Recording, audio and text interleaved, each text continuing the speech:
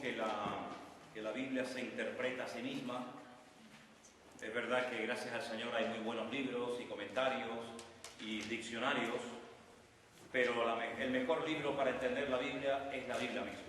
¿Bien? Como la Biblia es un gran puzzle compuesto por muchos libros, pues a lo mejor lo que un autor está escribiendo no lo entendemos en ese momento, pero otro autor anterior o posterior o contemporáneo nos puede dar información acerca del texto que en ese momento no entendemos, ¿no? De hecho, hoy vamos a ver algo muy interesante acerca del tema de las profecías, cómo hay autores del Antiguo Testamento que dicen cosas que ni ellos mismos eran conscientes de lo que estaban diciendo, pero escritores muy posteriores a ellos aclararon lo que aquellos profetas intentaron un poquito vislumbrar, ¿no? Por otra parte, vimos también que la Biblia está compuesta por muchos estilos literarios. No es un libro que tiene una línea y esa línea la mantiene de principio a fin, sino que tiene muchos estilos. Por ejemplo, si comenzamos a leer los Salmos, Proverbios, el libro de Job, pues tiene una línea completamente diferente, por ejemplo, al Apocalipsis o al libro de Ezequiel o a cualquier otro libro. Entonces es muy importante saber que la Biblia está formada por muchos estilos literarios. La semana pasada vimos algunos, podemos compartirlos rápidamente. ¿Cuáles apuntasteis? ¿El símil? ¿Sí? ¿Sí? Ok. Vale, ¿qué era el símil, por ejemplo, que habéis apuntado en la definición de símil? En esta figura literaria suelen aparecer adverbios que son como así y semejante. Ok, es una figura literaria donde aparecen una serie de adverbios como, así o semejante. Y esa es una figura literaria completamente diferente al tipo. Dijimos que la figura literaria, el tipo, es muy importante en la Biblia porque anticipa algo que va a tener cumplimiento en el futuro. Claro, no podemos ver tipo en cualquier cosa, sino en cosas que realmente se ha demostrado con el tiempo de que evidentemente la menorá o la vestidura del sumo sacerdote o el altar o el tabernáculo o el templo tipificaban algo que después se cumplió generalmente en la figura de Cristo. Desde que entrabas al tabernáculo o al templo hasta que salías, absolutamente o prácticamente todo lo que de allí se había hecho, pues tenía que ver con la figura de Cristo. Un detalle muy interesante. Cuando en el desierto Moisés explicó al pueblo de que el Señor le había pedido que construyeran un tabernáculo, un templo portátil para él poner su presencia, él pidió dos tipos de ofrenda. La ofrenda voluntaria, donde ya cada uno daba según su corazón, su generosidad, y la ofrenda obligatoria, que consistía en medio shekel. La ofrenda del medio shekel era obligatoria.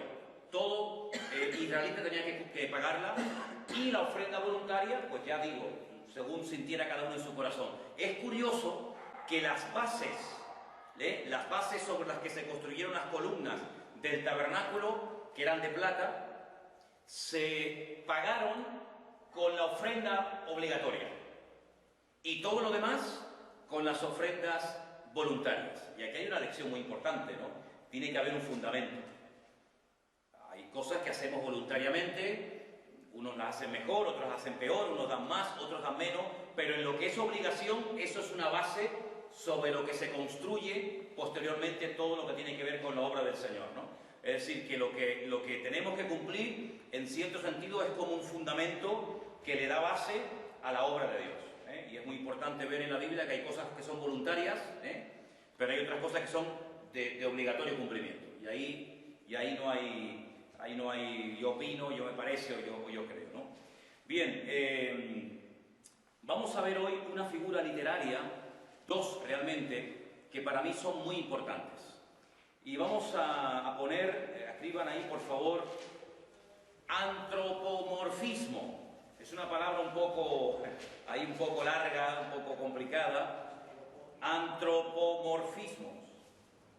Antropo significa hombre, morfe significa forma. Es una palabra que lo que intenta darnos a entender es que en la Biblia hay momentos en los que a Dios se le atribuyen características humanas. Os voy a dar una lista de ejemplos para que veáis cómo a Dios se le atribuyen características humanas. Entonces, el antropomorfismo, si queréis apuntar una breve definición, es una figura literaria que consiste en atribuirle a Dios o en asignarle a Dios características humanas propias del hombre. Y os voy a dar una serie de versículos que debido al tiempo no vamos a poder leerlo todos, pero los vais a apuntar. Por ejemplo, Éxodo 8:19. Sobra al decir, hermanos, que durante la semana vosotros tenéis que repasar los apuntes, leer las lecturas, que eso es lo que le va a dar consistencia a este estudio. Éxodo 8:19 habla del dedo de Dios. El dedo de Dios. Dios es espíritu, Dios no tiene forma. Si tuviera forma, ya no sería infinito, sería un ser limitado. Si tuviera cuerpo, pues tendría una forma, tendría un diseño, ya sabríamos cómo es Dios. Sin embargo, no se puede hacer una imagen, una figura de Dios, porque dicho sea de paso, la Biblia afirma categóricamente que a Dios nadie jamás lo ha visto, ¿vale? Por lo tanto, Dios no tiene cuerpo, Dios es espíritu, no tiene forma, no tiene limitaciones, no se va dividiendo en otros pequeños diosesillos, ¿vale? Sino que Dios es uno, Escucha Israel, el Señor nuestro Dios, uno es, indivisible. Pero se le atribuyen dedos. En el Salmo 32:8, se habla de los ojos del Señor. Los ojos del Señor. Cuando se habla de los ojos del Señor, se sobreentiende que es como una característica que nos habla acerca de que Dios todo lo ve. Pasado, presente y futuro, al mismo tiempo. No hay nada que se esconda de Dios. Los ojos de Dios hacen referencia, los dedos de Dios a la obra de Dios, a lo que Dios hace. En Éxodo 33:11 se habla de la cara de Dios. La cara de Dios. Nos habla acerca de una forma como Dios se manifiesta, la gloria del Señor. Éxodo 33:11. En Génesis 18:21, aparece la expresión, apúntenla, descenderé ahora y veré. Descenderé ahora y veré. Sobra el decir que Dios no desciende ni asciende, porque si desciende quiere decir que ya no está arriba. Si está arriba quiere decir que no está abajo. Si está de pie, significa que no puede estar sentado. Si está sentado, no puede estar de pie. Es decir, darle formas a Dios es una figura literaria que ya hemos dicho que se llama antropomorfismo, pero que son simplemente expresiones humanas para describir aspectos de Dios. Entonces, en Génesis 18:21, habla de que descenderé ahora y veré. Quiere decir que si no desciende, no ve. Desde el trono, desde el cielo, no ve. Simplemente es me aproximaré, me acercaré, simplemente, ¿no? Salmo 18:11 habla como de especie de cortinas que ocultan a Dios. ¿Qué cortina va a ocultar a Dios? Cuando David intentó construirle un templo, el Señor le dijo: ¿qué templo tú me vas a construir a mí si el cielo es mi trono y la tierra es el estrado de mis pies? ¿Dónde me vas a meter a mí? Dios no tiene medidas. Dios es un ser eterno, no salió de otro Dios, no lo creó alguien, ¿vale? Está en todas partes al mismo tiempo. Hay tres atributos intrínsecamente de Dios. Es omnipotente, todo lo puede. Es omnisciente, todo lo sabe, todo lo conoce. Y es omnipresente. Está en todas partes, no en todas las cosas. En todas partes, no en todas las cosas. Eso sería panteísmo. Si Dios está en todas las cosas, podemos adorar el púlpito, podemos adorar al árbol, podemos adorar a la luna, porque Dios, no. El que Dios llene con su presencia toda la tierra, no significa de que ahora vamos a adorar los elementos creados, dándole atribuciones divinas. ¿De acuerdo?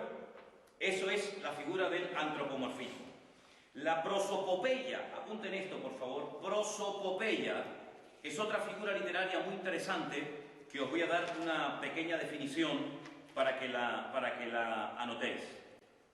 Prosopopeya.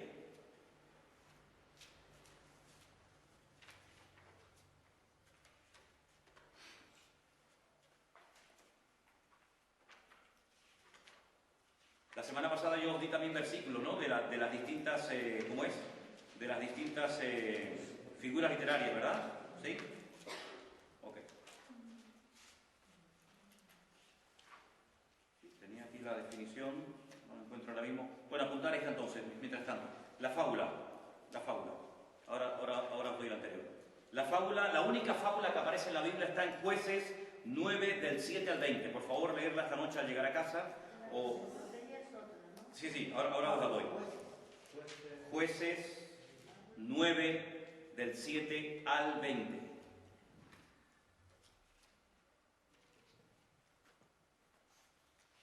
Una fábula consiste en atribuirle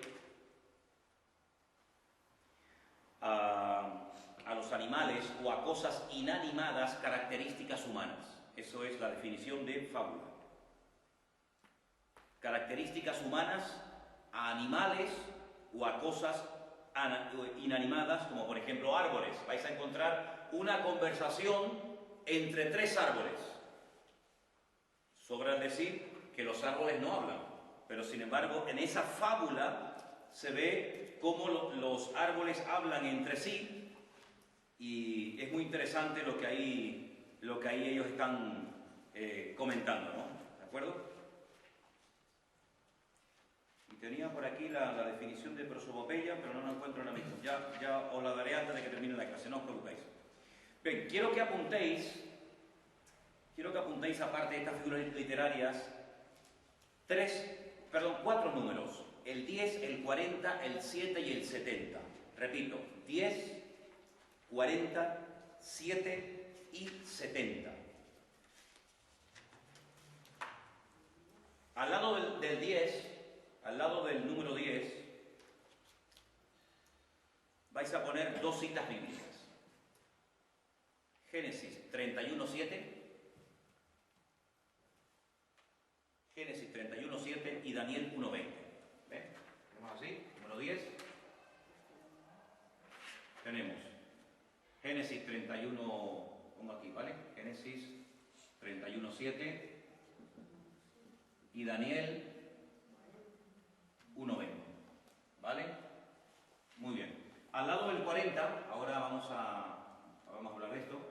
Segunda de Reyes. Ahora os digo todo. Segunda de Reyes 8:9. Y Ezequiel 29, del 11 al 13. Repito. Al lado del número 10 ponéis Génesis 31:7 y Daniel 1:20. Al lado del número 40 ponéis Segunda de Reyes 8:9 y Ezequiel 29 del 11 al 13. Al lado del número 7 y al lado del número 70 ponéis Salmo 119, 164, ¿vale? Y Levítico 26-24. ¿Bien? ¿Lo tenéis todos? Al lado del número 10, Génesis 31:7, Daniel 1:20. Al lado del número 40, Segunda de Reyes 8:9, Ezequiel 29, del 11 al 13. Y al lado de los números 7 y 70, el Salmo 119, versículo 164, y Levítico 26-24. Bien.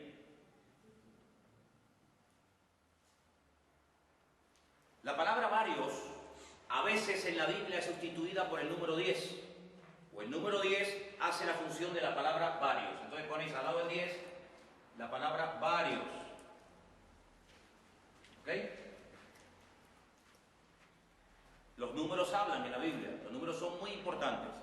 Al lado de la palabra 40 ponéis la palabra muchos. Muchos. Varios para el número 10, muchos para el número 40. Y al lado del número 170 ponéis la palabra completo o perfecto. El concepto de 7 es que no le falta nada, está completo. ¿Bien? Es un número muy, muy importante en la Biblia. Ya la creación empieza hablándonos de 7 días. Hay una palabra en hebreo, que es esta.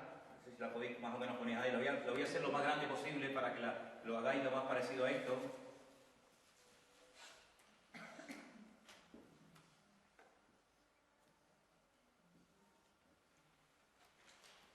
Esa palabra que tenéis aquí, Bereshit, se ha traducido al castellano por la palabra en el principio. Tiene 1, 2, 3, 4, 5 y 6. Dios creó todo lo que existe en 6 días y reposó el séptimo. Es decir, que leyendo ya la primera letra de la Biblia, Bereshit se traduce generalmente por el principio. ¿Vale? Entonces, contando las primeras letras de la primera palabra de la Biblia, ya sabes que a continuación Dios te va a relatar 6 cosas que Él va a comenzar a crear o a ordenar, y el séptimo descansará. Al mismo tiempo, es una forma de adelantarte los 6 milenios en los que Dios va a tratar de formas diferentes con el hombre, y en el séptimo milenio descansará y pondrá su reinado en la tierra. ¿Ok? ¿Por qué? Porque partimos de la base, porque y esto no es una invención, sino que esto la misma Biblia lo dice, que para el Señor un día es como 1000 años, y 1000 años es como un día. Entonces, el principio de la Biblia empieza relatándote 6 días de creación y 1 de descanso, y el resto de la Biblia son los 6000 años de trato de Dios con el hombre, y en el séptimo día, o el último milenio, es cuando Él establece su reinado milenial en la tierra. El milenio, cuando viene Cristo, y desde la ciudad de Jerusalén establece su reino, y es cuando se cumple lo del lobo morará con el cordero, etcétera, etcétera. ¿De acuerdo? Así que el principio de la Biblia ya te relata lo que va a ser el futuro. En la Biblia, para conocer el futuro, tienes que conocer el pasado. Porque conociendo el pasado, sabes lo que va a pasar en el futuro. ¿Sí? Os voy a dar un versículo, no tenía pensado daros el versículo, pero quiero que lo apuntéis. Está en el libro de Eclesiastés, por favor. Libro de Eclesiastés. Hay un versículo muy, muy importante que os da la clave de lo que os acabo de decir. Eclesiastés capítulo 1, por favor. Eclesiastés capítulo 1. Ahora os digo el versículo. El 9. Dice literalmente la Biblia: ¿qué es lo que fue? Interesante pregunta, ¿no? ¿Qué es lo que fue en el pasado? ¿Qué sucedió? Dice, lo mismo que será. Y tú dices, pues si lo que será es lo que fue, quiero saber qué es lo que ha sucedido para saber qué es lo que va a pasar en el futuro. Date cuenta que, por ejemplo, las famosas plagas de Egipto son muy, muy, muy parecidas a las plagas que durante la época de la segunda parte de la Gran Tribulación se manifiestan en la tierra. Entonces, si quieres ver cómo van a ser esas plagas durante la Gran Tribulación, tienes que ver cómo fueron esas plagas en Egipto, porque es como una especie de botón de muestra de lo que va a ser en el futuro a mayor escala, ¿vale? Dios siempre, antes de hacer algo grande, primero lo hace en pequeño. Y viendo lo pequeño que Dios ha hecho, puedes ver lo grande que Dios va a hacer, ¿vale? Entonces dice el versículo, ¿qué es lo que fue? Lo mismo que será. ¿Qué es lo que ha sido hecho? Dice, lo mismo que se hará. Lo mismo que se hará, dice, porque no hay nada nuevo debajo del sol. Este es un versículo importantísimo para entender el futuro que falta por cumplir. Tienes que conocer el pasado. De hecho, la Biblia empieza hablando en Génesis de cosas que luego, cuando se cierra la historia de la Biblia con el Apocalipsis, vuelven otra vez a ocurrir. El árbol que no se ve en toda la historia de la humanidad, el famoso árbol de la vida, vuelve otra vez a aparecer al final de los tiempos en el libro de Génesis. La comunión perfecta, la armonía que había en el jardín del Edén, que se perdió y no se volvió a recuperar en toda la historia de la humanidad, se vuelve otra vez a recuperar al final de los tiempos. El primer hombre era un ser eterno que se convierte en un ser mortal como consecuencia del pecado, y esa eternidad la vuelve a recuperar cuando esté en la presencia del Señor, que el hombre vivirá por largos días, porque el que cree en mí, dice el Señor, tiene vida eterna. No solamente vida, sino vida eterna, ¿vale? Entonces, eso es una cosa muy importante. Seguimos. Os voy a dar algunas palabras para que cuando las encontréis en la Biblia sepáis a qué se refieren. Por ejemplo, la abeja, ese insecto que todos conocemos. La abeja es un símbolo de los reyes de Siria. Entonces, cuando leáis versículos donde se habla de la abeja, indirectamente te está hablando de los reyes de Siria. Isaías 7:18, apúntalo. Isaías 7:18.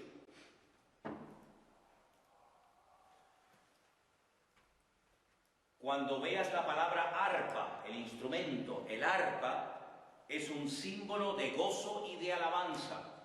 Nunca se utiliza el arpa para ir a la guerra, pero el arpa se utilizaba para alabar a Dios y para manifestar gozo, para manifestar la alegría. El domingo vimos las 3 palabras para la alegría, que eran sazón, sinjá y gilá, ¿vale? Para expresar la alegría interna, una de las formas era utilizar el arpa.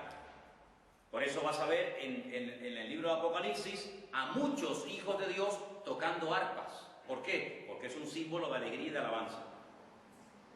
Brazo, la palabra brazo, es un símbolo de fuerza y de poder. El profeta Isaías pregunta, ¿sobre quién se ha manifestado el brazo del Señor? El brazo del Señor, ¿ves? Ahí encontramos, ¿ves? Ahí, ahora hemos caído que eso es un... ¿Qué figura literaria es esa? Un antropomorfismo. ¿Sobre quién se ha manifestado el brazo del Señor? Si significa fuerza y poder, quita la palabra brazo y pon la que tú quieras. A ver, lee otra vez el versículo, dilo. ¿Sobre quién se ha manifestado el poder de Dios? La fuerza del Señor. Es lo mismo. Pero en vez de utilizar la palabra fuerza o poder, emplea la palabra brazo, ¿vale? La palabra cedro, el árbol del cedro, en la Biblia es un símbolo de perpetuidad y de fuerza también. Fuerza y perpetuidad. Salmo 104:16. Esos árboles enormes que están todavía en el Líbano. 104:16 de Salmos, con los cuales fue construido parte del templo de Jerusalén.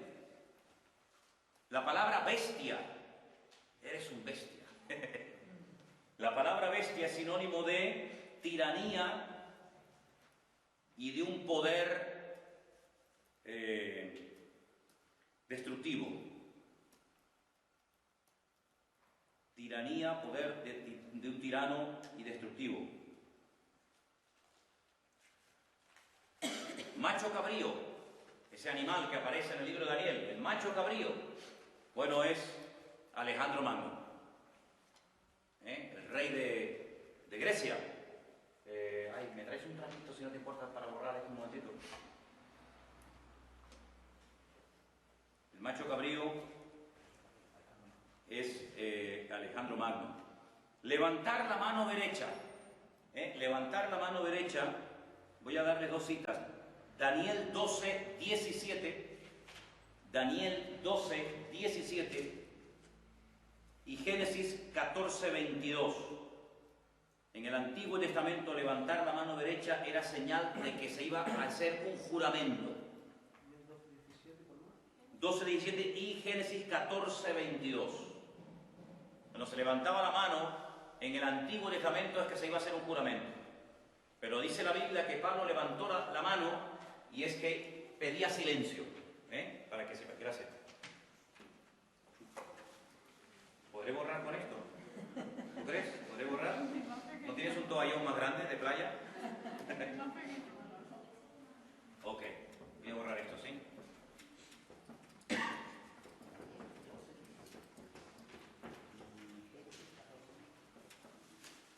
Lo bueno de conocer ciertas y determinadas palabras, números o colores es que si te los aprendes son aplicables a todo lo que leas. Es decir, no es que para Daniel el león o el macho cabrío significa una cosa, para Juan otra, para Pedro otra. No. Esa es la ventaja.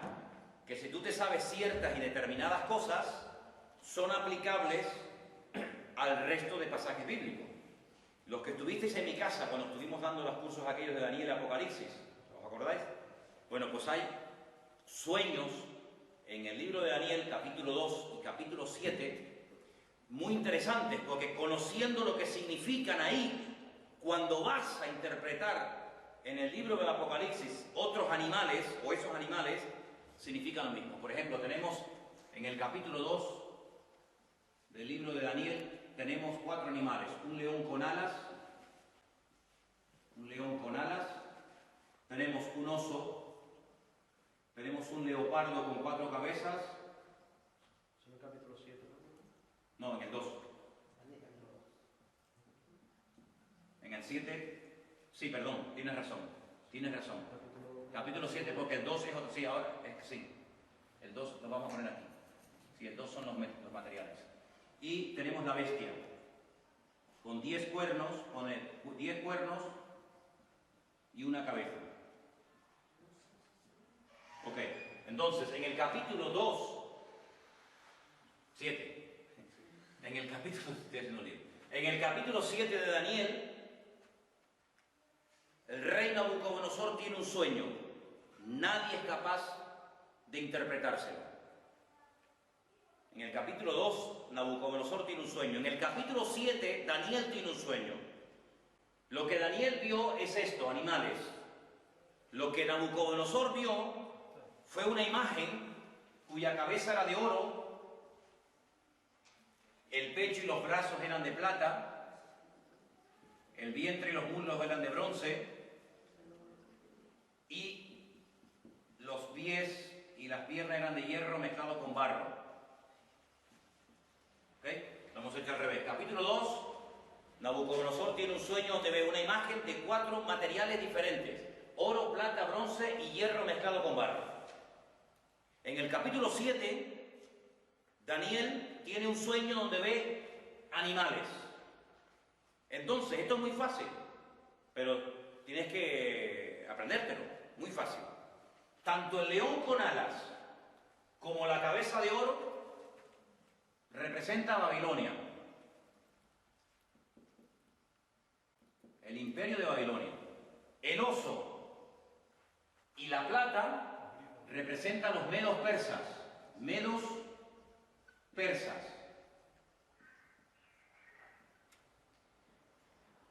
El leopardo de las 4 cabezas y el bronce representa a Grecia. Y la bestia de los 10 cuernos y una cabeza representada por el hierro y el barro, representa al último imperio. Bueno, algunos dicen Roma, pero al mismo tiempo el imperio del anticristo. ¿Vale?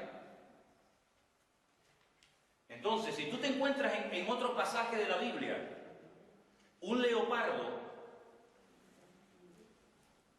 pues ya sabes que el leopardo con 4 cabezas representa al imperio de los griegos. No es que en otro libro representa al imperio de Egipto. No, es lo mismo. Los colores son siempre los mismos, los números son siempre los mismos, los animales son siempre los mismos. La interpretación que se le da a los sueños en la Biblia es la aplicación que tienen los sueños que son de Dios, si los tienes tú hoy en día, ¿Me explico? Entonces es muy importante saber lo que Dios ha hecho, cómo se ha interpretado la Escritura a lo largo de los tiempos para que tú después no la interpretes a tu manera. Para eso nos enseña la hermenéutica a respetar, oye, pues las normas y las reglas. Entonces vamos a hacer algo muy práctico. Si habéis traído la Biblia, que espero que sí, ir al último libro, al libro del Apocalipsis, y con esta tabla que os acabo de poner en la pizarra, ir por favor al libro del Apocalipsis,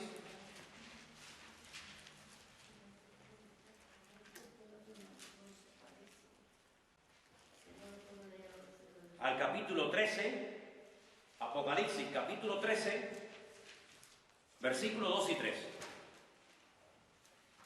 Fundamentalmente el versículo 2. Apocalipsis 13, versículo 2. Michael, léelo por favor. Y la bestia que vi era semejante a un leopardo, y sus pies como de oso, y su boca como boca de león. Y el dragón le dio poder y su trono, y grande autoridad. ¿Ok? ¿Qué es lo que está haciendo Juan? Juan lo que está haciendo, como buen conocedor de la Escritura y como judío, es utilizar estos animales que tú no los puedes interpretar a tu manera, sino que ya han sido interpretados en la Biblia, ya se ha dicho a qué imperios representan, pues él echa mano de esos animales para describirte la personalidad, la naturaleza, el carácter, la forma de proceder y de actuar de este personaje, que uno de los nombres que recibe en la Biblia es la bestia. Otro es el anticristo. Pablo lo llama el hombre de pecado o el hijo de perdición, y otros muchos nombres que recibe la Biblia. Entonces vamos a sustituir los nombres de los animales del versículo 2 que habéis leído por lo que representan. Entonces vamos a leerlo de la siguiente manera. La bestia que vi, o la persona que vi, era semejante a un griego. Amigo, era semejante a un griego. ¡Ostras, qué interesante! Y sus pies, ¿para qué sirven los pies? Pues para llevarme de un sitio a otro, para moverme. Es decir, pero cuando él actúa, cuando él se mueve, es como un medo-persa. Pero cuando habla como un babilónico. Entonces tú dices, esto es muy interesante. Pero claro, ¿qué ocurre? Que ahora tú dices, ¿y cómo eran los griegos? ¿Cómo eran los medo-persas? ¿Cómo eran los... Ahora tienes que estudiar, amigo. Ahora no te queda más remedio decir, a ver, los griegos, vamos a estudiar la historia de los griegos. ¿A qué le daban importancia a los griegos? Primero, al culto al cuerpo. Inventores de las Olimpiadas. Culto al cuerpo. La imagen exterior. Este no va a ser un gualtrapas, sino que va a ser una persona que va a tener una imagen, un porte, una presencia física tremenda. ¿A qué más le daban importancia? A la filosofía, a la ciencia, a la sapiencia, al conocer, al venga a hablar, y venga a hablar, y venga a dar vuelta. Luego tendrá una cultura general impresionante. Bien. Entonces te vas dando cuenta que lo que la Biblia va describiendo a través de animales es la naturaleza y la forma de ser de una persona. Si tú no conoces esto, tú llegas aquí y dices, la bestia que vi era semejante a un leopardo. Bueno, pues a mí me parece que el leopardo que tiene así pintitas, pues será un hombre que tiene manchas en el cuerpo. Pero mire, ¿usted cómo interpretó eso, hermano? No, porque dice la Biblia que será un leopardo. Dice que será como un leopardo. Pero el leopardo en la Biblia, ¿quién es? Representa un imperio, una forma de ser, una filosofía, un imperio. Luego tú ya sabes que a través de animales te está dando un mensaje impresionante el Señor. Para eso sirve la hermenéutica. Para no interpretar la Biblia a tu bola, a tu manera, y hacer una interpretación aquí terrible. Por ejemplo, termina el versículo diciendo que el dragón le dio tres cosas. Le dio, ¿qué? Poder, un trono y grande autoridad. Y la pregunta es, ¿y el dragón quién es? ¿Quién es el dragón? Porque que yo sepa, los dragones son de la mitología, no eran personajes reales. ¿Quién es el dragón? Entonces, ¿qué dije yo? La Biblia se interpreta a sí misma. ¿No era una regla? Muy bien. ¿Dónde dice la Biblia la explicación del dragón? Apocalipsis 12:9. A ver, alguien que me lo lea rapidito, por favor. Apocalipsis 12:9. Y fue arrojado el gran dragón, la serpiente antigua, el llamado Diablo y Satanás, el seductor del mundo entero, fue arrojado a la tierra y sus ángeles fueron arrojados con él. Aquí me dice quién es el dragón, que además lo llama serpiente antigua, diablo, que significa calumniador, Satanás, el cual engaña al mundo entero. Entonces yo no me tengo que inventar que el dragón, a mí me parece que es que no tienes que complicarte la vida, tienes que buscar un texto que te aclare el texto que no te enteras. Entonces dice que el dragón le dio a este personaje poder, trono y autoridad. Luego Satanás es el que está apoyando, diríamos, ungiendo, capacitando, respaldando el gobierno mundial del famoso anticristo. Entonces, a través de animales, el Señor te está trayendo un mensaje. Ya sabemos quién es el león, el oso, el leopardo, el dragón. Luego te das cuenta cómo el versículo 2 ahora dice, ¡ay va! Ahora lo entiendo. ¿Cuántos cristianos han dejado de leer el libro Apocalipsis, perdiéndose un montón de bendiciones porque dicen, Manolo, pero es que yo no lo entiendo, es que yo no sé quién es el dragón, yo no sé quién es el león. No, para eso estamos aquí, para aprender. Y ahora cuando tú abras la Biblia, a partir de ahora, pues vas a entender un montón de cosas que hasta el día de hoy han estado como veladas porque no tenías los elementos para interpretar ciertas y determinadas cosas. ¿Lo veis claro? Muy bien. Vale, pues entonces, quiero que apuntéis estas citas, por favor, que os voy a dar a continuación. Son 6 en total. 6. Mateo 12, del 43 al 45. Mateo 12, del 43 al 45. Segunda cita. Efesios 4, del 8 al 10. Efesios 4, del 8 al 10. Tercera cita, Hebreos 1, del 1 al 2. Hebreos 1, del 1 al 2. Hebreos 5, del 11 al 12. Hebreos 5, del 11 al 12. La siguiente. Ezequiel 16, 49 y 50. Ezequiel 16, 49 y 50. Y la última, Salmo 85, 10. La voy a repetir toda, ¿vale? Mateo 12, del 43 al 45. Efesios 4, del 8 al 10. Hebreos 1, del 1 al 2. Hebreos 5, del 11 al 12. Ezequiel 16, del 49 al 50 y Salmo 85, 10. Ahora os explico lo que vais a hacer con eso. Bueno, ya tengo aquí lo que no encontraba antes, la famosa prosopopeya. Apuntad, por favor. Prosopopeya. Es otro estilo literario que lo podéis poner entre paréntesis, como también se le conoce como la personificación. Personificación.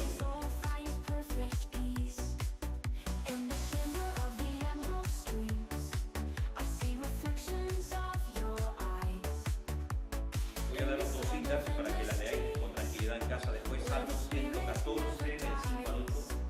Salmo 114, del 5 al 8. Y Proverbios 1, del 20 al 23.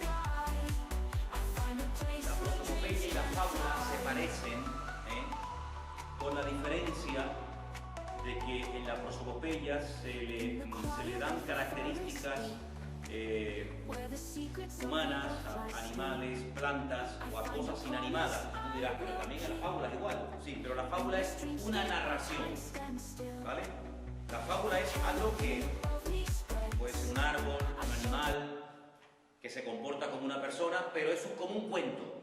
Los dibujos animados, cuando vemos dibujos animados donde vemos perros, gatos, leones, pajaritos hablando, eso realmente es una fábula.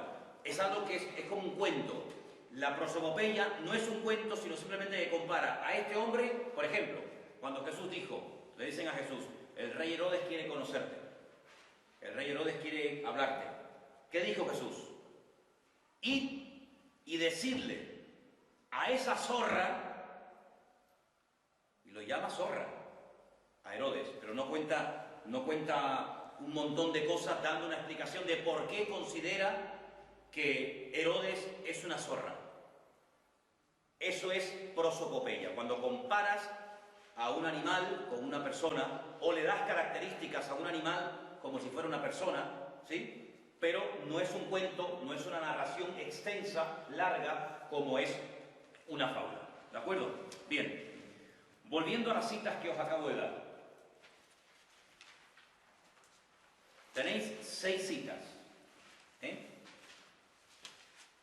Escoged una al azar, la que queráis. Aquí somos... bueno. Yo quiero que os juntéis de 2 en 2.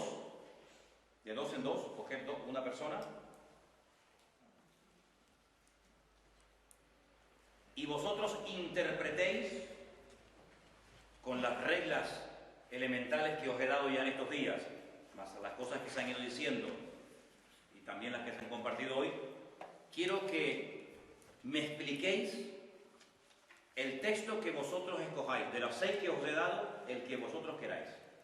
Juntaros de 2 en 2 y de esa manera vais a poder ir interpretando poco a poco la Escritura, no a vuestra conveniencia, no según os parece, sino según los principios elementales de la hermenéutica, para que no nos hagamos interpretaciones tan privadas y tan personales que se salen de una coherencia mínima a la hora de aplicar la Escritura, ¿de acuerdo?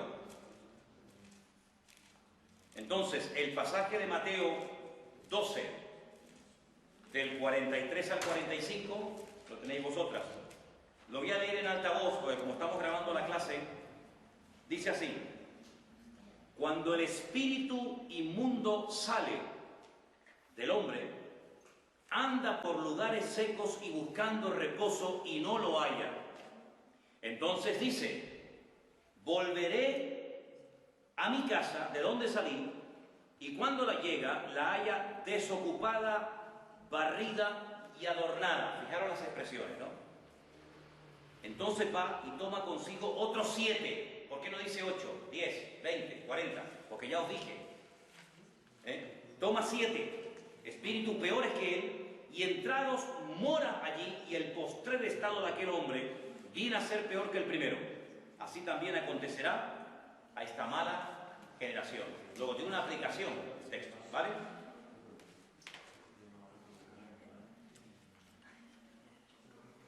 Efesios capítulo 4, del 8 al 10. Como estamos grabando, voy a leer el versículo, mientras los que lo tienen lo pueden ir leyendo o estudiando.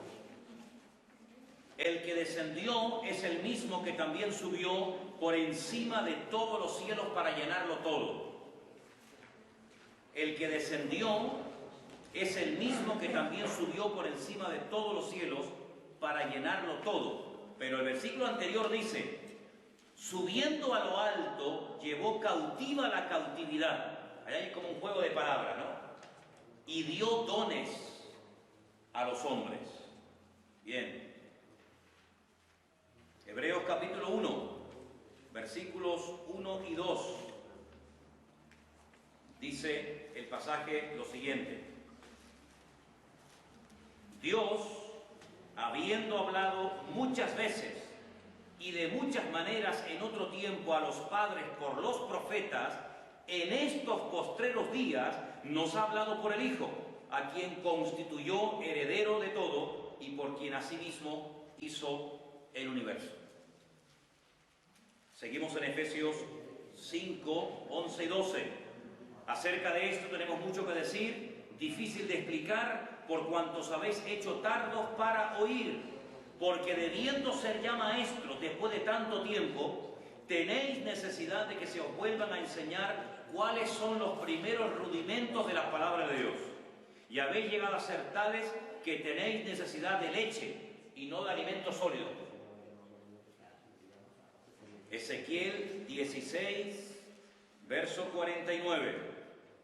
Ezequiel 16. Dice el texto lo siguiente. He aquí, esta fue la maldad de Sodoma, tu hermana, soberbia, saciedad de pan, abundancia de ociosidad tuvieron ella y sus hijas, y no fortaleció la mano del afligido y del menesteroso. Se llenaron de soberbia e hicieron abominación delante de mí, por lo cual yo las quité. Y el último es el Salmo 85, versículo 10. Salmo 85, versículo 10, dice lo siguiente. La misericordia y la verdad se encontraron. La justicia y la paz se besaron. Qué versículo tan bonito, ¿eh? La misericordia y la verdad se encontraron, la justicia y la paz se besaron. Bien, vamos a ir al de Mateo. Escuchen los demás ahora un momentito la explicación que van a dar Margarita y Ana acerca de Mateo 12, del 43 al 45, hablando de lo que ocurre cuando sale un espíritu y en fin. A ver, por favor, hablar un poquito fuerte para ver si podemos capturar vuestra voz para los que están viendo esto en casa. Todavía no lo hemos terminado, pero para nosotros es un tipo. Un tipo. ¿Por qué? Porque viene de antemano preparado. Es una figura divina que viene de antemano. Pero el ¿qué es un tipo? ¿Dónde dice que es un tipo? Cuando el espíritu sale del hombre, van a probar secos buscando, pero no lo hallan. Ajá. ¿Eso es un tipo? ¿De qué? ¿De un estilo? ¿De un estilo de vida? No. El tipo siempre tiene que tener lo que dijimos, el antitipo, ¿vale? Que es lo que cumple la figura literaria del tipo. La Biblia tiene que avalar lo que estás diciendo tú. Pero bueno, independientemente de que sea un tipo o no, a ver, escríbenos qué interpretas tú cuando el espíritu malo sale del hombre, busca lugares secos, buscando reposo y no los halla.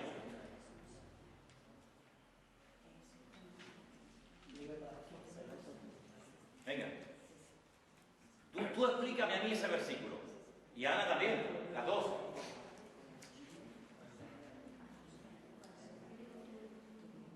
Cuando lo malo sale del hombre. Bien, vale, venga. Cuando lo malo sale del hombre, Anda por lugares secos.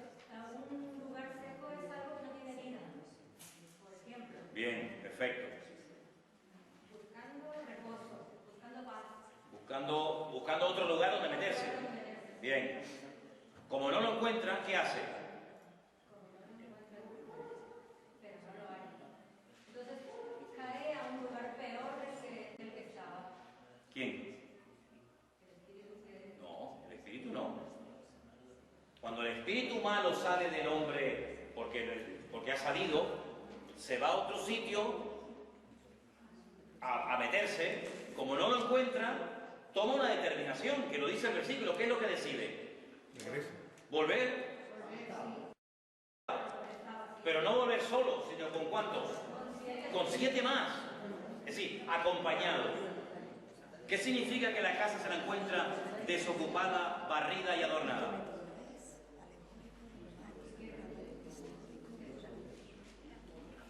La casa, ¿a qué se refiere cuando habla de la casa? El cuerpo de la persona del que salió. ¿Sí? Vale. Está desocupado. Hombre, cuando una casa está desocupada, inhabitada, se puede meter un ocupa. Pero cuando una casa está viviendo con una familia, nadie se puede meter en ella. ¿Bien? Entonces, ¿qué ocurre? Este espíritu salió, pero ahí no hay una protección. No hay una protección en su vida. No está el Señor reinando en ese corazón, en esa vida. Por lo tanto, el demonio dice, pues me meto otra vez. ¿Me entiendes? Porque está desocupado. No está la presencia del Señor en ese lugar. ¿Y qué ocurre? Te lo dice al final del versículo. Que la situación postrera de esa persona es peor que la primera. ¿Vale? Entonces, ¿qué significa esto? ¿Qué aplicación podemos darle a este texto? La aplicación personal, porque si no tiene una aplicación personal, esto es simplemente una información. Por ejemplo, podría ser que cuando algo malo sale de nosotros, eso tenemos que ocuparlo con Cristo, con algo espiritual, con algo del Señor. De lo contrario, volvemos otra vez a las andadas. ¿Sí o no? Claro. Al no haber una protección, un coto, un orden, ¿verdad? Una presencia del Señor, pues estás vulnerable a que no solamente se te vuelva a meter lo que tenías, sino hasta 7 veces peor. ¿Vale? Entonces ahí habla de casas, habla de lugares secos, habla de casas desprotegidas, pero todo tiene que ver con la vida del hombre. ¿De acuerdo? A ver, escuchar, por favor. Sí, un momentito. Alfredo, silencio. Vamos a ver, ¿vosotros cuál teníais? Vale, vamos a prestar atención. Todo lo demás ahora prestamos atención al grupo que está comentando. Leer el texto que teníais. Es lo primero que tenéis que hacer. Dice, este fue el crimen de tu hermana Sodoma, orgullo, voracidad, indolencia de la dulce vida que tuvieron ella y sus hijas. No socorrieron al pobre y al indigente. Y se enorgullecieron y cometieron abominaciones delante de mí, y cuando lo vi, las hice desaparecer. Ahí está hablando de un parentesco familiar, de hermanas, de hijas, ¿no? Porque habla de Israel como de la infiel, dice el título, ¿no? Claro. Y nombra a las ciudades que están al este, al oeste, al norte y al sur, y las toma como hermanas. Eso. Y tomando a Israel como la esposa, digamos, del Señor. Y que de todas las iniquidades que cometieron alrededor, da a entender como que, al menos lo que dice antes y después de este versículo, como que Israel incluso cometió mucho más, peor que cualquiera de las otras, e incluso llegó a sacrificar a hijos, riquezas y demás. Es decir, lo que está haciendo el autor es coge todo el país, y cada ciudad del país es como si fueran parientes. Esta ciudad, son como hermanos, estableciendo una especie de parentesco familiar, y por eso habla de tu hermana Sodoma, de tu hermana. Bien. Se corrompió con las creencias de los otros pueblos, y nada, hizo peor que los mismos pueblos que tenían esas creencias. Ok, ¿y qué más?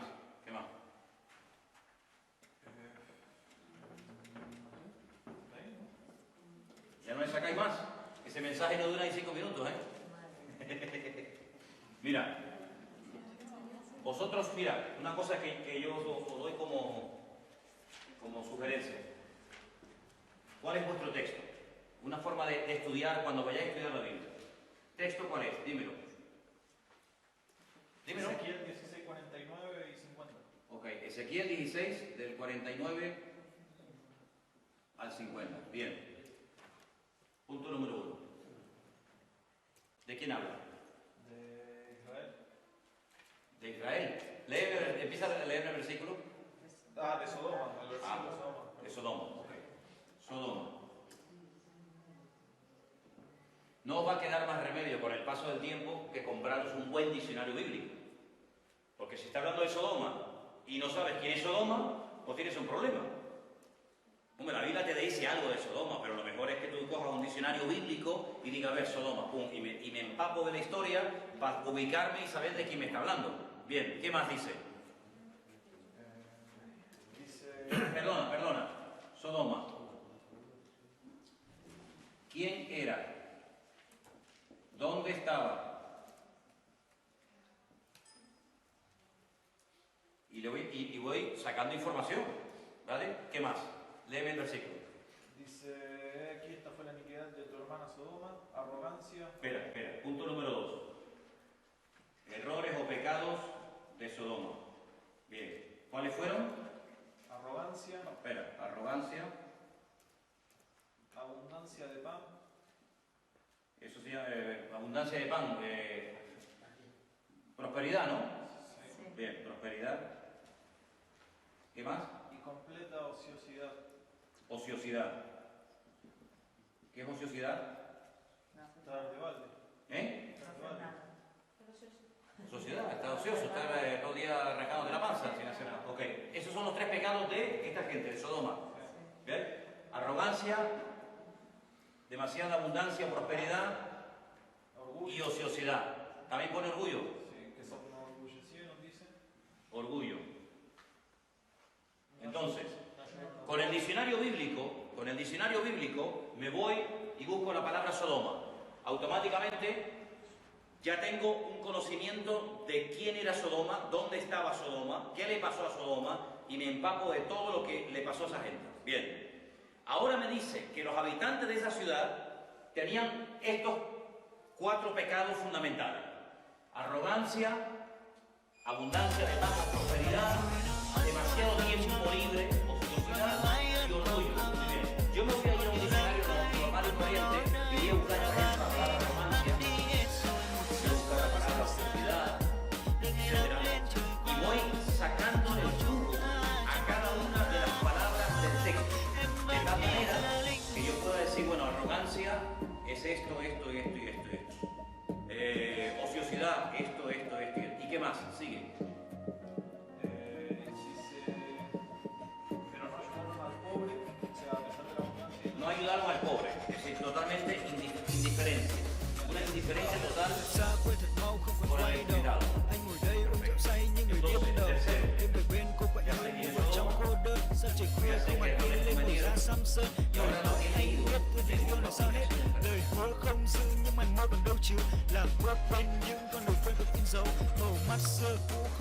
A mí me dan esto y yo ya tengo una predicación. Con eso tengo una predicación. ¿Por qué? Porque cuando tú estás estudiando la Biblia, los que usan papeles para predicar, esto se llama bosquejo simple. El bosquejo simple, escuchen, te ayuda. Cuando tú miras, cuando la persona está compartiendo, se juntan muchos factores. Los nervios, se te seca la boca. Digo esto para los que a lo mejor no tienen mucha desenvoltura, ¿no? La primera vez que lo hacen. Entonces tienes que tener, si tú tienes tantos papeles encima del púlpito, como se te caiga uno, o lo traspapeles, te vas a hacer un lío impresionante. Entonces tú tienes un esqueleto, que es esto, un bosquejo simple, y te ayuda con una simple mirada a saber de dónde vengo, dónde estoy y a dónde voy. Imagínate que esto lo tengo yo en un papel aquí encima del púlpito, y yo bajo la mirada y estoy aquí, en Sodoma. Solamente mirando Sodoma, como yo sé, porque he estudiado, ¿quién es Sodoma? Pues mire, hermano, Sodoma era una ciudad que estaba junto al Mar Muerto y Sodoma estaba ubicada en tal sitio y hubo un personaje muy famoso que se llamó Lot, que junto con su familia fueron una vez a Sodoma y el Señor tal le reveló a Abraham que iba a destruir Sodoma y Gomorra y Abraham estuvo clamando. Cuando ya he dicho todo lo que tenía que decir de Sodoma, quiénes eran, dónde estaban, qué les pasó, y ya no tengo nada más que decir de Sodoma, agacho así los ojos un poco, ya sé de dónde vengo de aquí, de Sodoma, y miro así y sé que ahora me toca hablar de los errores de Sodoma. Simplemente mirando así, mirando un poco, bajando la vista, yo sé que de lo primero que tengo que hablar de sus pecados es que eran arrogantes. Hermanos, ¿saben? El diccionario dice que la arrogancia es tal.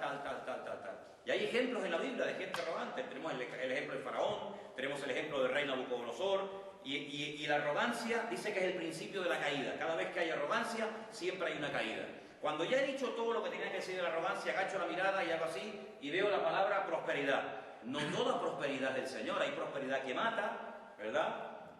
Por eso Salomón decía, no me des abundancia, no sea que me olvide de ti, tampoco me des miseria, ¿verdad? Y empiezo a hablar y a hablar. Cuando ya he dicho todo de prosperidad, agacho la mirada y sé de dónde vengo. Vengo de la palabra prosperidad. ¿Y a dónde me voy ahora? A la palabra ociosidad, el ejemplo de ociosidad. David se aburría, no hacía nada, se subió al palacio, estaba aburrido, miró a la vecina, pim, pam, pongo ejemplo de la Biblia. Cuando ya no tengo nada más que decir de ociosidad, agacho la mirada y me voy al orgullo. Y así, cuando ya he llegado al final, digo, bueno, y todo esto que hemos hablado de Sodoma, de sus pecados, de sus debilidades, de sus tropiezos, de no sé qué, de no sé cuánto, esto, hermano, la pregunta es, ¿y a nosotros nos está afectando la arrogancia, la ociosidad, el orgullo, la soberbia? somos indiferentes ante la necesidad del prójimo, nos está pasando lo mismo que a Sodoma y Gomorra, y tengo que tener una aplicación del texto que he sacado. Así se estudia la Biblia, como si te estuvieras predicando a ti mismo. Y entonces tú lo que haces es que con este simple bosquejo simple le vas sacando jugo al versículo bíblico, ¿vale? Porque de lo contrario lees el versículo, pero no sabes quién era Sodoma, no sabes qué le pasó, no sabes ni dónde está Sodoma, si es que existe hoy en día, no sabes cuáles eran sus pecados, y si sabes algo, pues no sabes tampoco explicarlo. Así es como se estudia la Biblia, con papel, con lápiz, con un buen diccionario, con un buen comentario bíblico, y le estás sacando el jugo a la palabra, y te das cuenta de que llevas 3/4 de hora en un versículo. Y tú dices, mi madre, pero si yo antes leía la Biblia y no me enteraba de nada, y ahora resulta que con un pequeño bosquejo me he pegado 3/4 de hora con un texto bíblico. Y empiezas a disfrutar. ¿Y sabes lo que pasa? Que cuando ya llevas un tiempo haciendo esto, llegas a la conclusión de que te van a hacer falta 50 vidas para terminar de leer y de más o menos leer algo de la Biblia, porque hay tanto que sacarle a cada página y a cada historia que dices, no me va a dar tiempo de estudiármela y de aprendérmela toda, ¿vale? Así que esta es una forma práctica de sacarle el jugo a la palabra, ¿de acuerdo? Venga, vamos a hacer uno más y la próxima semana le doy oportunidad al resto. Venga, vosotros, ¿cuál tenéis? Hebreos, creo que era. Hebreos 1. Ese es muy bueno. Hebreos 1, del 1 al 2. Los demás, no penséis que os vais a librar. La semana que viene os toca, ¿eh? ¿Vale? Venga, léeme el versículo, Michael. Dios habiendo hablado. Dios habiendo hablado muchas veces y de muchas maneras en otro tiempo, a los padres por los profetas, en estos postreros días nos ha hablado por el Hijo, al que constituyó heredero de todo y por quien asimismo hizo el universo. Ok. Entonces tenemos el texto, Hebreos 1, del 1 al 2. Perfecto. Venga. 1, del 1 al 2. Primer punto. Que Dios habiendo hablado aquí se está refiriendo a los... ¿En qué tiempo está el verbo? El pasado. Perfecto. Dios habló. Muy bien. Dios había hablado a los antepasados de los judíos cristianos, que se está refiriendo a este texto, ¿no? Por medio de los padres, por medio de los profetas. Ok. Entonces Dios habló por medio de los profetas. Muchas veces y de muchas maneras. Ok. Vale. Entonces, Dios habló a través de los profetas. De muchas maneras. Muchas veces. Muchas maneras y muchas veces. Bien, perfecto. Ok. Entonces, ya solamente con eso, madre mía. ¿Eh? Le habló a los padres por medio de los profetas. ¿Qué dijo Dios a través de los profetas? ¿Quiénes eran los profetas? ¿Qué función cumplían los profetas? ¿Hay profetas hoy en día? ¿Cómo saber si un profeta es verdadero? ¿Cómo saber si un profeta es falso? Etcétera, etcétera. Cuando ya hayas dicho todo eso, Dios habló de muchas maneras. ¿De qué maneras habló Dios? A ver, dime una. Pues dije que habló de muchas maneras. ¿Eh? Con voz audible.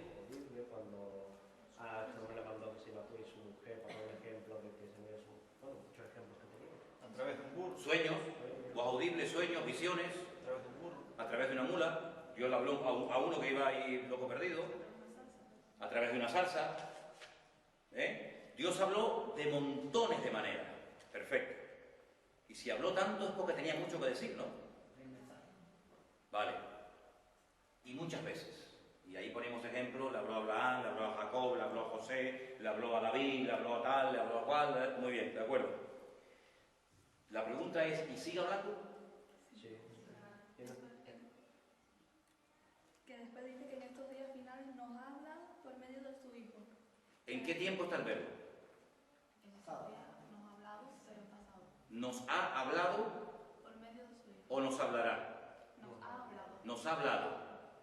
Muy bien. Si nos ha hablado a través del Hijo, quiere decir que ya dijo todo lo que yo tengo que saber a lo largo de mi vida. Ya habló. ¿A través de quién? Del Hijo. Muy bien. ¿El Hijo de quién? Muy bien. ¿Y Dios tiene un hijo? Vosotros podéis podéis demostrarme que Dios tiene un hijo? ¿Tenéis algún versículo? Porque muchas veces se habla de que Dios tiene un hijo, pero ¿dónde dice en el Antiguo Testamento que Dios tenía un hijo? ¿No? O si no lo dice el Antiguo Testamento tenemos un gravísimo problema. Porque quiere decir que los que hablan de que Dios tuvo un hijo, en el Nuevo Testamento se lo inventaron. No pueden demostrarlo con un texto del Antiguo Testamento. ¿Qué te parece? A ver. ¿Sí? En el Salmo 2, versículo 7. Salmo 2, a ver, léelo. Yo publicaré el decreto. Jehová me ha dicho, mi hijo eres tú, yo te engendré hoy. Mi hijo eres tú, yo te engendré hoy. Un judío te dice, hay un versículo en Isaías que dice, tú Israel eres mi hijo. A ver, ¿y ahora qué? Aquí se está refiriendo no a Israel. ¿A quién le está hablando ahí? A David. Y también Manuel. ¿A David? A ver. Pues entonces peor todavía. Porque si era... Entonces ya acotamos el texto. Es que todos somos hijos de Dios. Yo tengo que dará a un hijo y llamará su nombre admirable, consejero. ¿Eh? Dará a un hijo y llamará su nombre admirable, consejero y fuerte. Claro. Cuando dice que vendrá un Mesías y da la profecía. Sí, un Mesías sí, pero un hijo.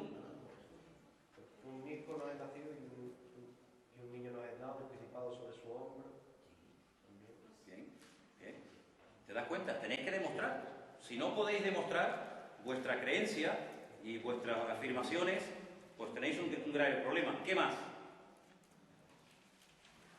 ¿Cómo nos habló a través del Hijo? Dicho sea de paso, ¿cómo? ¿Cómo nos habló a través del Hijo? ¿Cómo?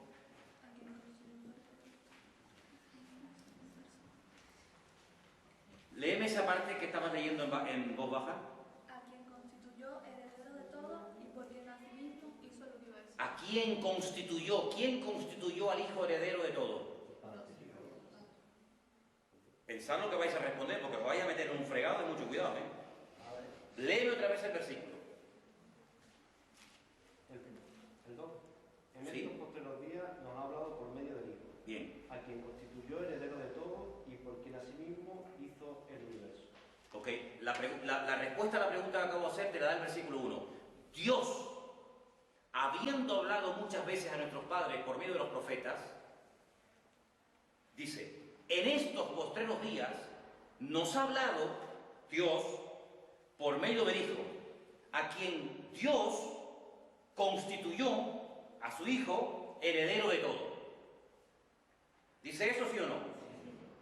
Luego Dios constituyó a Jesús el heredero de todo. Si Dios dijo un día, tú serás el heredero de todo. Jesús es un heredero. Es el heredero.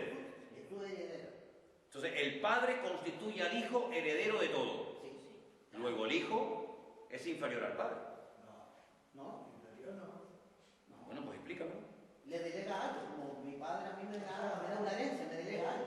No Dios, estamos hablando de que Dios no. el poder de Sin Padre no hay Hijo, porque el Hijo procede siempre de un Padre. ¿Bien? el Padre le dio el poder a su hijo Ujú. para que su hijo fuera y diera lo mismo que él había hecho. Ujú. Es lo que entiendo yo así más o menos. No sé, o sea, Bien, lo constituye heredero de todo y ¿heredero de qué? ¿De qué herencia va a recibir Jesucristo? O si lo constituye heredero, para ser heredero tengo que tener herencia, si no, no tiene sentido.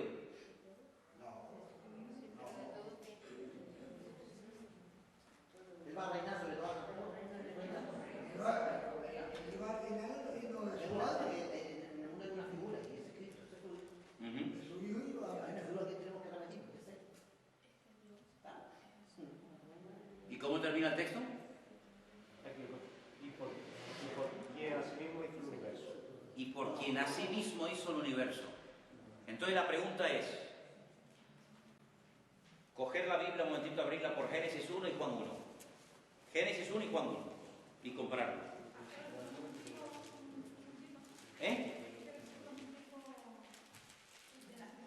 No, es una declaración. Ya te lo está declarando. Te lo está declarando.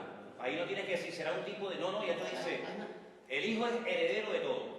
Entonces, como dice que hizo el universo a través del Hijo,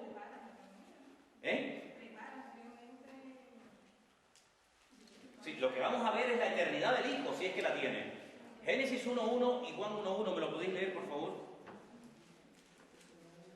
En el principio creó Dios los cielos y la tierra. En el principio creó ¿quién? Dios. Dios. Los cielos y la tierra. Bien. Juan 1.1.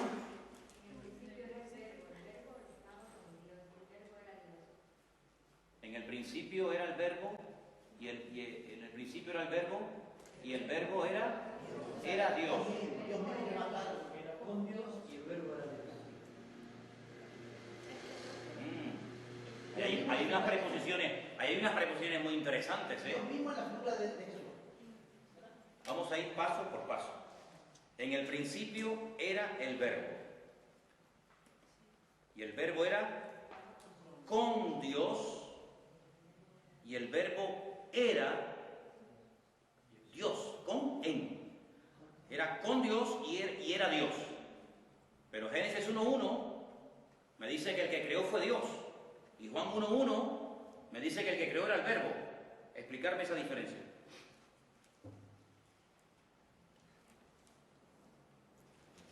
Es que el mismo Juan te lo dice, el verbo era Dios, entonces se supone no es, porque, a ver, dice que aquí fue Dios en Génesis, Sí. y después dice Juan que fue el verbo, pero si lee Juan al final, dice el verbo era Dios, Entonces, ¿quién creó, el Padre o el Hijo? Nunca hablamos de ambos, hablamos de uno. Escucha Israel, el Señor nuestro Dios, uno, no es ambos, inclusive, no es ambos inclusive, es uno. La pregunta es, ¿Cristo es algo diferente a Dios? No. ¿Qué es entonces? Es Dios. Pero si dice la Biblia que a Dios nadie lo ha visto. Pero es su hijo. Responderme a esta pregunta, a Dios nadie lo ha visto jamás. Pregunto, si a Dios nadie lo ha visto, y estamos viendo que Génesis 1.1 coincide con Juan 1.1, y Cristo estáis diciendo vosotros que era Dios, ¿cómo dice la Biblia que a Dios nadie lo ha visto? A ver.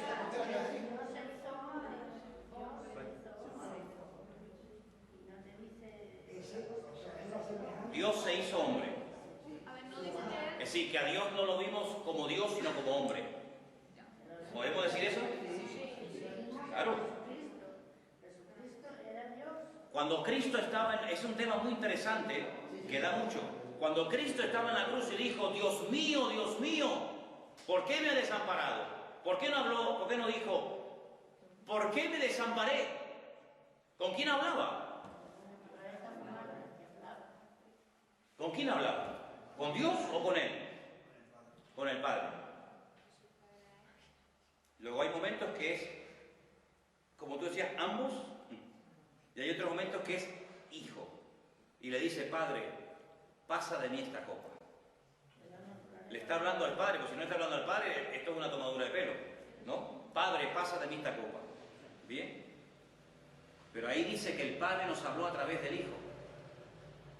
¿Se puede ser padre e hijo al mismo tiempo? ¿Hay alguien ahí que es padre e hijo al mismo tiempo? ¿Yo? Yo soy padre y yo soy hijo al mismo tiempo. No tengo que dejar de ser hijo para ser padre, ni tengo que ser padre. Soy lo mismo al mismo tiempo. Luego, en Cristo se da la característica de que Él vino en forma humana, ¿verdad? Emmanuel, Dios con nosotros, ¿vale? Y de esto tendremos que hablar largo y tendido, porque se empiezan a echar mano de palabras que ni siquiera están en la Biblia, como la famosa palabra, no, esto es el tema de la Trinidad, y es una palabra que no está en la Biblia, ¿verdad? Entonces sería bueno que adaptáramos nuestro lenguaje al lenguaje bíblico, que es lo suficientemente rico y amplio para no tener necesidad de echar mano de términos que ni siquiera aparecen en la Biblia, como por ejemplo el concepto de la famosa Trinidad, ¿de acuerdo? Muy bien, entonces Dios habló a través de su Hijo, Bien. Cuando el Hijo muere, la humanidad no se queda sin Dios. ¿Murió Dios? ¿Murió Dios? Sí, no menciones todavía el Espíritu Santo, que aún no hemos aclarado el Hijo, como para que me metas a un tercero, espérate.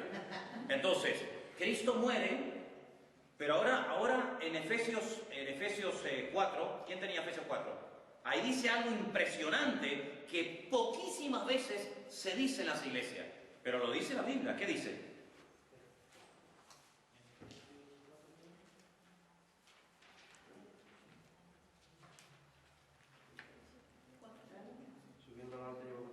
Ese, ¿tú lo tienes? ¿Quién no tenía? Sí, aquí había. Léelo. Efesios 4, lo teníamos de 8 a 10, ¿no? Por lo cual dice, subiendo a lo alto, llevó cautiva la cautividad y dio dones a los hombres. Vale. Subió. Una vez le dijo a una mujer, no me toques. Aún no he subido. ¿No? ¿No se lo dijo? ¿A quién fue? ¿Quién se lo dijo? A María Magdalena. Aún no he subido. Sigue. Y dice, y eso de que subió, ¿qué es? Sino que también había descendido primero a las partes... Primero, fijaros el término. Es decir, él subió, pero primero descendió ¿a dónde? A las partes más Sí. bajas de la tierra. Aquí está el cielo, debajo la tierra y la tierra. Cristo estaba en la tierra, ¿no? Pero claro, bajó. Claro, pero dice, él subió, pero antes de subir, primero descendió a las partes más bajas de la tierra. ¿Cuándo? Cuando fue la tumba, ¿no? Amigo, que poco se habla de eso, ¿eh? ¿Explica la Biblia a dónde fue y qué hizo? Estos 3 días que tú digamos supuestamente en la tumba, el padre había bajado. Claro que lo dice la Biblia, pero la inmensa mayoría de los creyentes, tú le preguntas, oye, Cristo, su cuerpo, estuvo lógicamente ahí en la tumba 3 días, pero ahí dice que descendió a las partes más bajas de la tierra, ¿eh? Y cuando llega al Apocalipsis capítulo 1, le dice a Juan, no llores, no llores.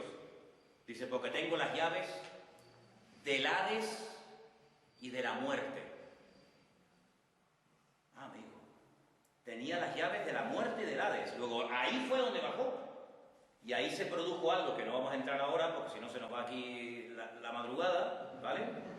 Pero es interesante cómo hay primero, después, esos adjetivos son muy importantes. Los adjetivos, los adverbios de tiempo son muy importantes, sí.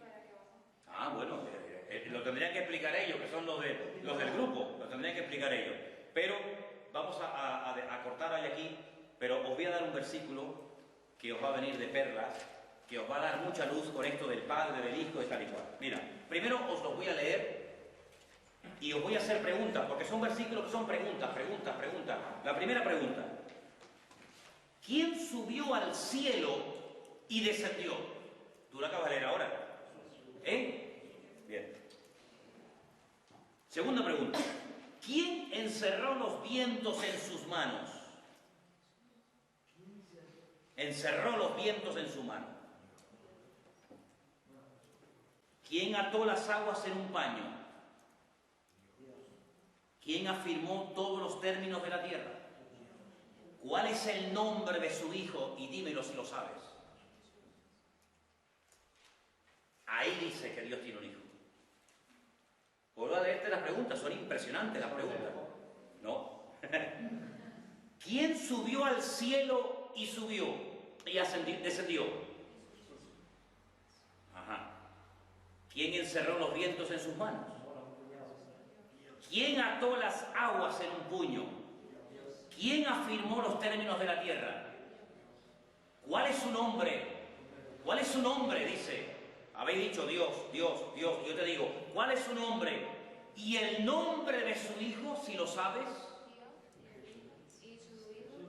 Entonces, cuando tú le lees a un judío esto, tú le dices, ¿quién subió y descendió? Él te dice, pues Dios, y Dios, y Dios. ¿Bien? ¿Y cuál es su nombre? Y te dice el nombre de Dios. ¿Y el nombre de su hijo, si lo sabes? Algunos que se ven perdidos dicen Israel. ¿No? Esto está en Proverbios 30, del 4, el 4. Proverbios 34. ¿Cuál es el nombre? ¿Cuál es su nombre? Y el nombre de su hijo, si lo sabes. Proverbios 34. Muy interesante, ¿verdad? Bueno, esto está haciendo más que una clase de hermenéutica, ¿no? Esto está haciendo más que una clase de hermenéutica. Ojalá a mí me hubieran dado hermenéutica así. Bueno, hermanos, que el Señor los bendiga. Nos vemos el próximo miércoles. Hoy os he dado un montón de versículos que tenéis que leer, tenéis que repasar. Y los demás textos que no hemos compartido, los compartimos la próxima semana. ¿Os parece? Terminamos con una oración, dándole gracias al Señor por esta clase que hemos tenido. Y tú nos vas a despedir dándole gracias al Señor por esta clase. Oramos, hermanos, por favor.